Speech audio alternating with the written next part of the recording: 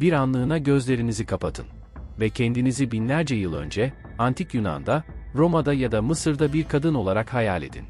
Doğduğunuz andan itibaren kaderiniz belirlenmiş, eğitiminiz kısıtlı, evlilik sizin kararınız değil ve toplumda bir erkeğin gölgesinde yaşamak zorundasınız.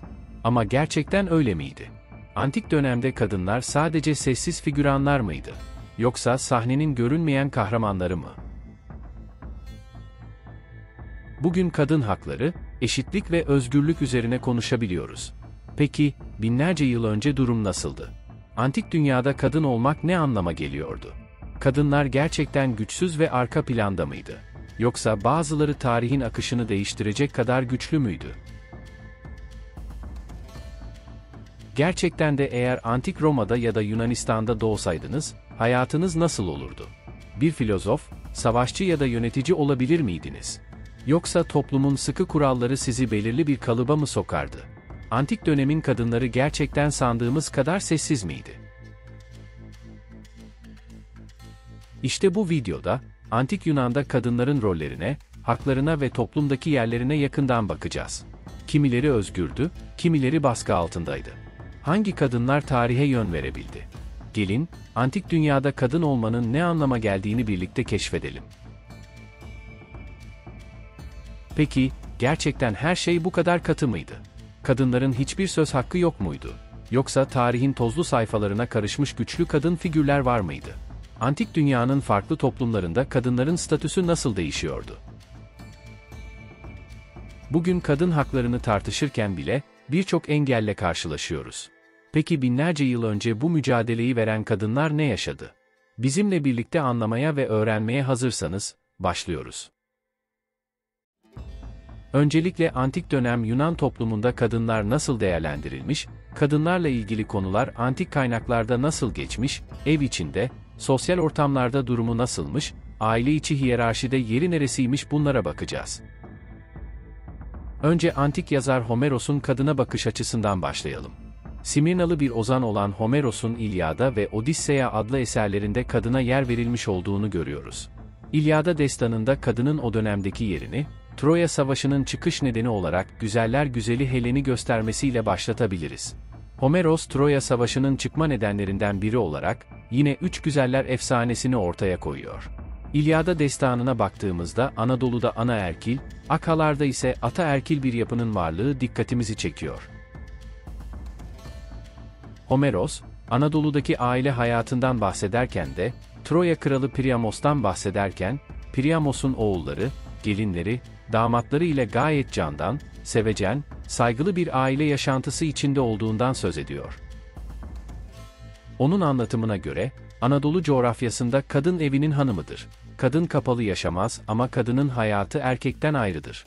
Ve ev içinde kadının yetkisi erkeğin yetkilerini geçer. Evin düzenini bütünüyle kadın sağlar, evdeki tüm düzenden kadın sorumludur. Varsa hizmetçilere ne yapmaları gerektiğini kadın söyler.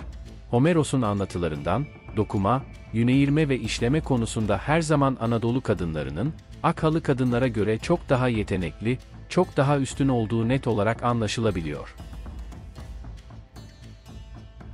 Bazı kaynaklarda, antik dönemde temizlik konusunda çok titiz olan erkeklerin, kadınlar tarafından yıkandığından, kadınların bu işi yaptığından da bahsedilirken, kadınların çamaşır yıkamak için deniz kıyısına indiklerinden söz edilir.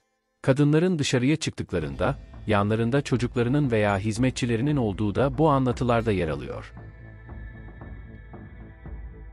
Hayvanların avlanması, kesilmesi, pişirilmesi işleri, tamamıyla erkeğin görevleri arasında gösterilirken, erkeğin andron içerisinde gerçekleştirdiği sempozyum ziyafetlerine hiçbir şekilde kadınların katılamadığından, kadınların yemeklerini kendi odalarında yediklerinden bahsediliyor.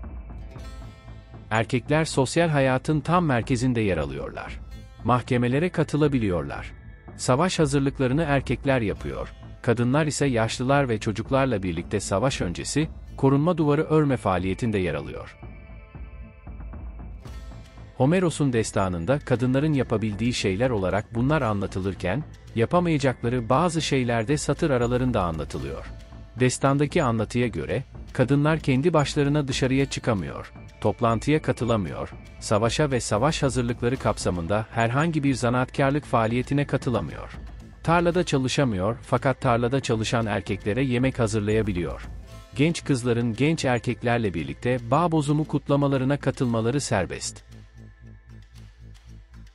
Yayınlara baktığımızda, antik yazarların bir kısmının kadınları diplere çekerken, bir kısmının da onları erkeklerle aynı kefede, eşit olarak değerlendirdiğini, az bir kısmının ise kadınları yücelttiğini görüyoruz. Örneğin Heseidos, evliliği, soyun devamı açısından gerekli olan bir araç olarak görüyor. Dolayısıyla onun Yunan toplumunda evliliğe ve kadına üreme odaklı baktığını ifade edebiliyoruz. Antik Yunan'da devletin ve toplumun en temel, en çekirdek birimi oikostur. Kendi içinde hiyerarşik bir yapıya sahip hane halkı gerçeği, arkaik dönemden itibaren neredeyse tüm Yunan toplumlarında görülüyor. Ve burada karşımıza çıkan kavram, din olgusu. Aile yapılaşmasının temelinin dine dayandığını ve tek eşle evlilik kuralının bulunduğunu görüyoruz. Ancak M.Ö. 4. yüzyıl Atina'sına baktığımızda, erkeğin nikahlı bir eşinin yanı sıra, nikahsız eşinin olduğunu da görüyoruz. Atina'da M.Ö. 451-450 yıllarında, klasik çağda Yunan devlet adamı Perikles'in koyduğu yasalara göre, Atina vatandaşı olmak ve toprak sahibi olabilmek için Atinalı bir babaya ve Atinalı bir anneye sahip olmak gerekiyordu. Bu yasayla evlilik kurumu açısından, yurttaşlık bağlamında kadınların önemli bir konuma getirildiğini görüyoruz. Aynı zamanda oikosların kendi başlarına ekonomik bir birim olmalarının koşulu olarak da yine evli olma şartı getirilmiş. O zaman evlilik konusuna bir giriş yapalım. Evliliğin ilk aşaması olan nişanlanma süreci, tanrıça Hera'ya, kader tanrıçaları olan Moiralara ve Zeus'a verilen sözle başlıyor. Evlilik için atılması gereken bu ilk adımdan sonra ikinci adım, gelinin babası ile damat arasında yapılan bir sözlü anlaşma. Bu anlaşma, içerisinde geleneksel ifadeler barındırıyor. Anlaşmada kızın babası, evlilikten doğacak çocukların yasal olabilmesi için, damada kızını verdiğini söylüyor. Sonrasında kızı için damada vereceği bir çeyiz miktarını belirliyor ve bunu beyan ediyor. Yani günümüzde evlenecek kızlara verilen çeyiz, o dönemde kızın babası tarafından erkeğe veriliyor. Erkeğin de beyan edilen bu çeyizi kabul ettiğini söylemesiyle anlaşma yapılmış oluyor. Dolayısıyla evliliğin ilk adımı böylece yasal bir şekilde atılmış oluyor. Bu noktada ocak tanrıçası Hestia kültünün ortaya çıktığını görüyoruz. Evlenen çiftler, aile sunağının önünde, evlerinin ocağı hiç sönmesin diye, tanrıça Hestia için kutsal bir ateş yakıyorlar. Bu arada evin hizmetçisi ve kölesi de, bu evliliğin mutlulukla devam etmesi adına, yeni evli çiftin başından kuru incir, buğday ve ceviz dökerek ocağın yanına oturuyor. Ayrıca, evli çiftleri ziyarete gelen misafirler de mutlaka, bu sunağa dokunmak zorunda. Bilmemiz gereken bir diğer hususta, antik dönemde kadınların yasal haklarını tek başına koruyamamaları. Yasal haklarını korumada mutlaka bir kirosa yani vasiye ihtiyaç duyuyorlar. Bu kirosta öncelikle babaları oluyor.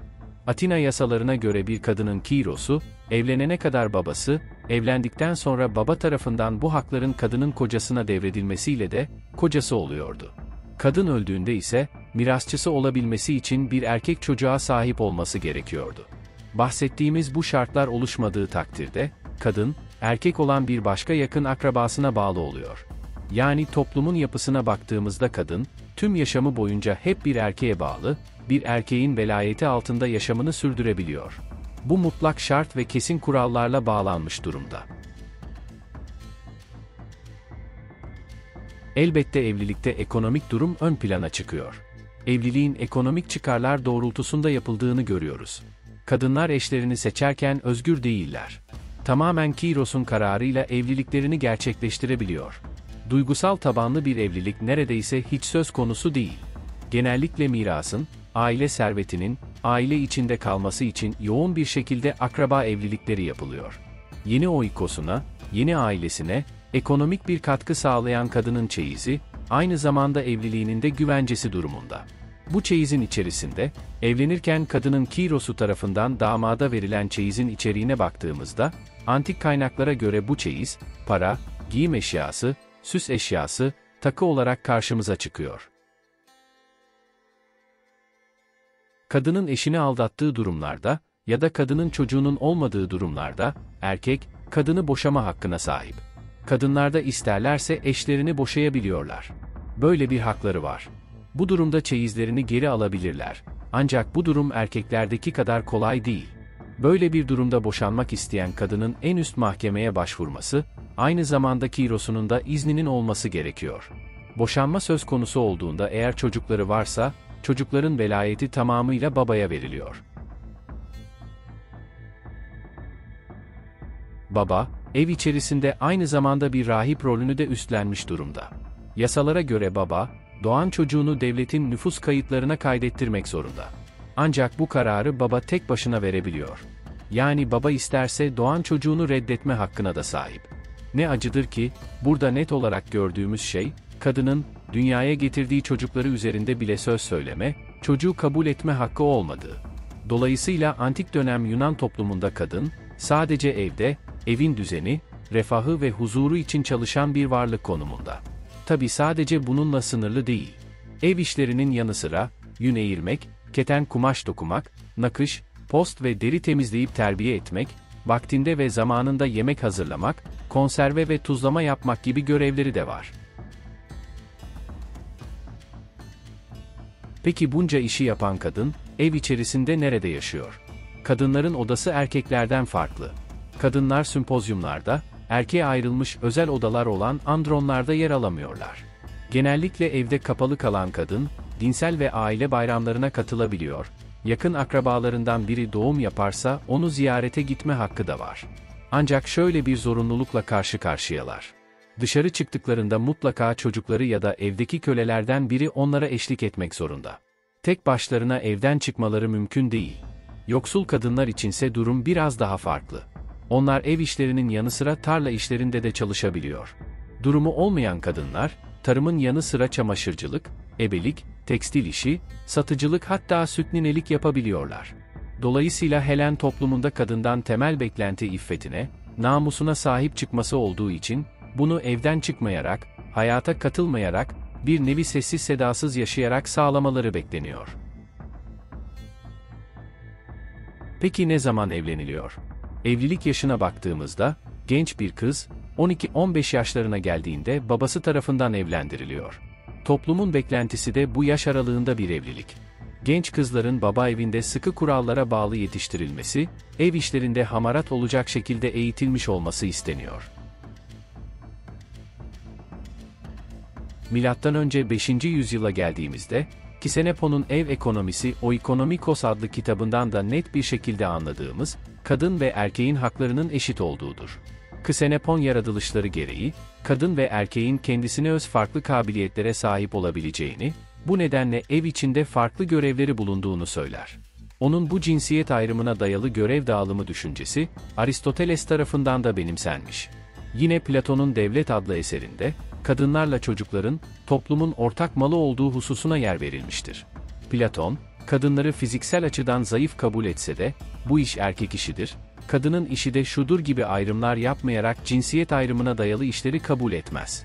Platon'a göre devlet işlerine her iki cinste ortaktır. Kadınlar savaşçı ya da bekçi olabilirler.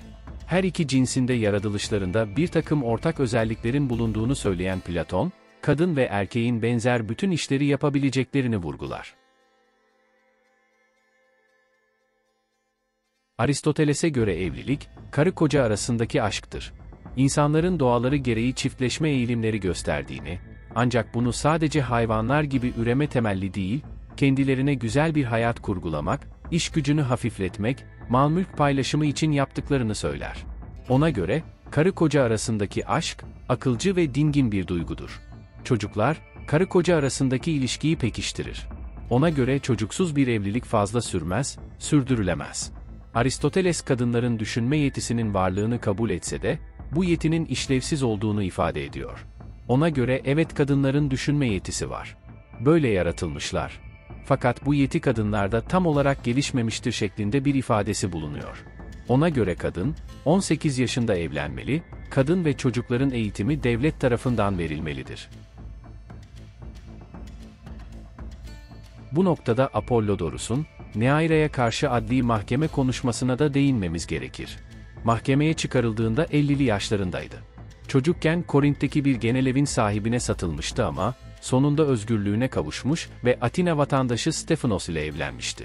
Apollodorus'un karşı çıktığı ilişki de buydu. Atina vatandaşlarının, vatandaş olmayan kişilerle resmen evlenmeleri yasak olmasına rağmen, diğer ilişkiler, sevgili, metres, fahişe hoş görülüyordu. Apollodorus, Stephanos ve Neaira'yı mahkemeye çıkardı ve eğer suçlu bulunurlarsa Neaira yeniden köleleştirilecek, Stephanos ise ağır bir para cezasına çarptırılacaktı. Kadına bakış açısını gösteren bu önemli esere göre Atinalı kadınlar 3 başlıkta toplanıyor. Bu sıralamada ilk başta, meşru çocukları doğurmak ve evi idare etmek için alınan eşler yani ginaikes var. İkinci sırada pallakai olarak adlandırılan, günlük zevk için alınan cariyeler bulunuyor. Üçüncü sırada hetaireai denilen zevk ve eğlence için çalışan fahişeler yer alıyor. Demosthenes'e göre Helen toplumunda evlilik, kadının yasal, meşru bir şekilde yurttaş kabul edilecek çocuklar doğurması için düzenlenmiş bir kurumdur. Atina yasalarına göre gayrimeşru çocukların vatandaşlık alamadığını biliyoruz. Dolayısıyla evliliği, meşru çocuklar dünyaya getirmenin bir yolu olarak görüyor. Atina yasalarına göre bir ailenin erkek çocuğu varsa, o ailedeki kız çocuğu kesinlikle miras hakkından yararlanamaz. Kız çocukların tek hakkı, evlendiklerinde kendilerine verilen çeyizdir. Kadının sosyal güvencesi sadece bu çeyizden ibarettir.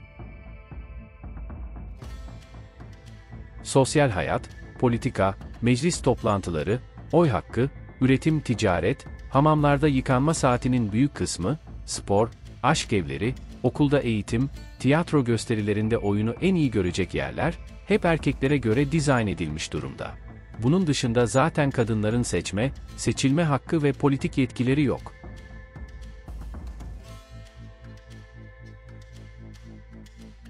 Peki Yunan anakarasında Atina'da durum böyleyken, diğer yerleşimlerde, Sparta'da, adalarda durum nasıldı?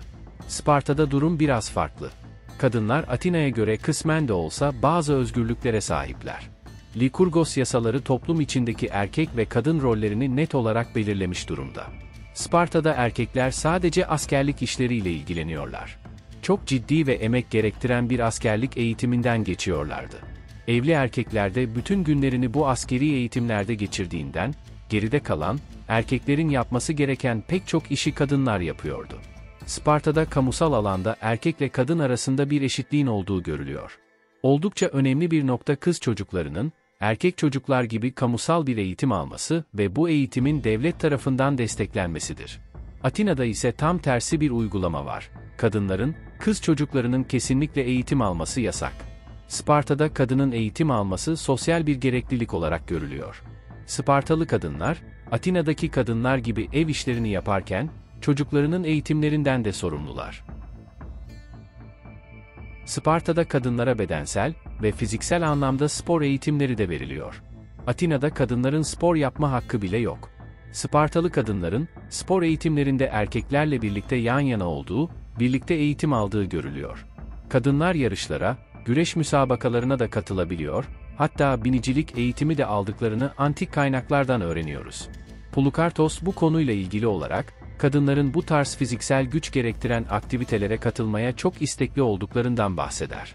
Antik yazarlardan Athenaeus, Sparta dışında Kios'ta, Sakız Adası'nda kızların güreştiğini, koşu parkurlarında erkeklerle birlikte yarıştığından bahseder. Sparta ve Kios'un dışında, Girit'te de farklı bir durum söz konusu. Girit'te de kadınlar spor yapabiliyor, yarışlara katılabiliyor, hatta savaş arabası kullanıp, avlanma, boğa güreşi, boğa sıçrayışı gibi akrobatik gösterilere katılabiliyor. Araştırmacılar bunun nedeni olarak, Giritlilerin erken dönemlerden itibaren ana tanrıça inancına sahip olduklarını ve bunu, inanç temelli olarak yaptıklarını dile getirirken, bazı araştırmacılar da uygar bir toplum olmalarından kaynaklandığını belirtir. Geldiğimiz noktada spor, Helen toplumunda özellikle Atina'da erkeklerin egemen olduğu bir alan olarak karşımıza çıkıyor. Ancak Sparta, Girit ve Kios adalarında durum biraz daha farklı. Atina'da ise kadınlar bu sportif faaliyetlere katılamadığı gibi, spor müsabakalarının yapıldığı alanlara girmeleri bile yasaklanmış durumda. Hem spor yapmaları yasak, hem de spor yapanları izlemeleri yasak. Mülkiyet hakları bakımından ele aldığımızda gördüğümüz şey, Atina'da kadınlar asla mülk sahibi olamazken, Spartalı kadınların mülk edinme ve ev idaresi bakımından erkeğe yakın haklara sahip olduğudur. Atina'da kadınların yaptığı dokuma, nakış, yün eğirme gibi işler Sparta'da köleler tarafından yapılıyor. Sparta'da miras hakkı bakımından da bazı farklı uygulamalar var.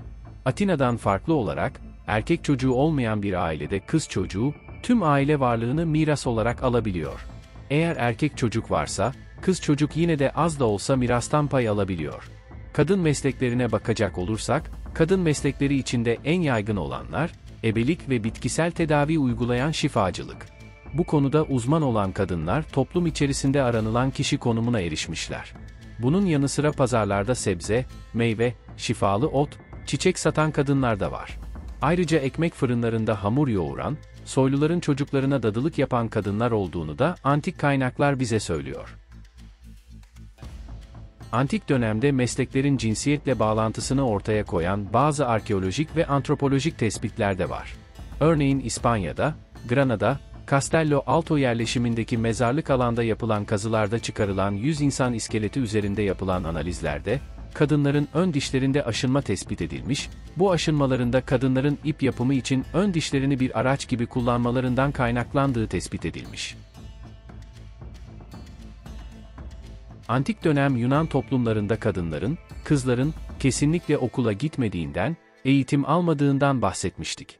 Bunun tek istisnası, sadece dans, müzik enstrümanı çalmak için eğitim alabiliyorlar. İşte bu gruba giren kadınlara heteira deniliyor. Türkçe karşılığı hayat kadını, zevk veren arkadaş olarak tanımlanabilecek heteiralar, evlerde erkeklerin kendi aralarında yaptıkları sempozyum şölenlerine çağrılıyorlar ve erkekleri eğlendiriyorlar. 7. yüzyıldan bu yana heteira mesleğinin varlığı bilinir. Bir açıdan baktığımızda bu mesleğin çıkış noktasının, kadınların evde kapalı kalması ve sempozyum şölenlerinde eşlerine eşlik etmesinin yasak olması gösteriliyor. Heteiralar bu hizmetlerinin karşılığında mutlaka ücret alıyorlar. Bu ücretin miktarını kadının güzelliğinin yanı sıra, dans ve enstrüman çalmadaki yeteneği belirliyor.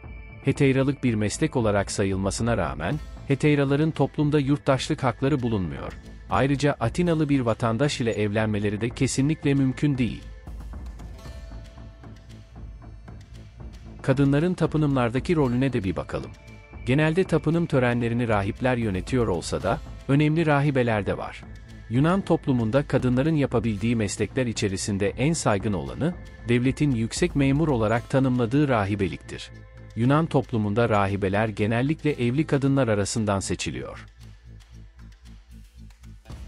Yunan anakarasında durumlar böyle.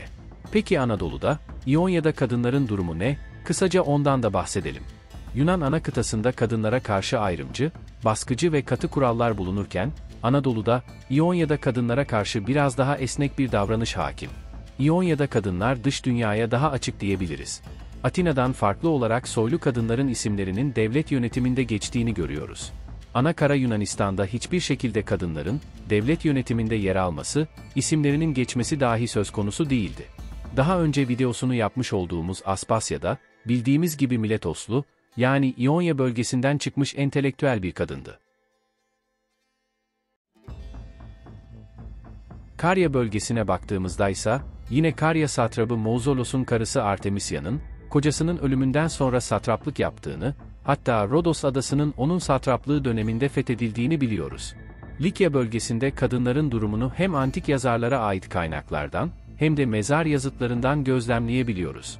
Yapılan çalışmalar bu bölgede, Likya bölgesinde, anaerkil bir geleneğin hakim olduğunu düşündürüyor. Herodotos Likya'da soyun anneden geçtiğini ve çocukların annelerin isimleriyle çağrıldıklarını anlatır. Likyalıların, Anadolu'nun yerel halkı olan Luvilerle etnik ve kültürel bir bağ olduğu göz önünde bulundurulacak olursa, Likyalılardaki anaerkil anlayışın kökeni Hititlere kadar dayandırılabilir. Yani görülen o ki, Anadolu coğrafyasında, İonya'da, Karya'da, Likya'da kadınlar, kıta Yunanistan'daki kadınlara göre daha özgür, daha rahat, daha esnek kurallarla yaşadılar. Antik Yunan dünyasının kadınları, kimi zaman kahramanlar gibi yüceltilirken, kimi zaman toplumsal katı kurallar içinde sıkışıp kaldı. Ancak tarihin şekillenmesinde de büyük rol oynadılar. Tarih boyunca kadınlar hep sahnede oldu. Bazen başrolde, bazen de figüran. Gördüğünüz gibi, antik dünyada kadın olmak ne tamamen bir kölelikti ne de tam anlamıyla bir özgürlüktü. Ama kabul edelim ki, tarihin tozlu sayfalarında kaybolmuş birçok kadın hikayesi var. Antik dünyada kadın olmak, sadece bir kimlik değil, aynı zamanda bir mücadeleydi. Kimileri kraliçe oldu, kimileri savaşçı, kimileri ise toplumun duvarları arasında sıkışıp kaldı. Şimdi bir düşünelim. Antik dönemde yaşayan kadınlar, bugün sahip olduğumuz haklar ve özgürlüklere sahip olabilselerdi, nasıl tepki verirlerdi? Eğer antik dünyada yaşayan bir kadın olsaydınız, kuralları değiştirmek için elinizden bir şey gelir miydi? Ne yapardınız? Onlara koyulan sınırlar içinde bir filozof, bir savaşçı ya da bir lider olabilir miydiniz? Antik dönemin özgür kadınları genellikle kraliçeler, kahramanların eşleri ya da soylu kadınlar. Peki ya sıradan kadınlar? Onların hikayeleri neden bu kadar az biliniyor? Antik dünyanın sıradan kadınları neden tamamen yok sayıldılar? Bu onların kaderi miydi? Buna karşı durabilirler miydi? Bu çerçeveden baktığımızda, bugün geçmişe bakıp, keşke şu antik dönemde yaşasaydım, diyebileceğiniz bir zaman ve kültür var mı? Uzayıp giden onlarca soru cümlesiyle videomuzu sonlandırıyoruz. Antik Yunan dünyasında kadın kimliğini anlamaya çalıştığımız videonun sonuna geldik. Bir sonraki videoda, biraz daha yakın dönemdeki, Roma İmparatorluk dönemindeki kadın kimliğini öğrenmeye ve anlamaya çalışacağız. Yeni videolarda birlikte olmak ümidiyle, esen kalın.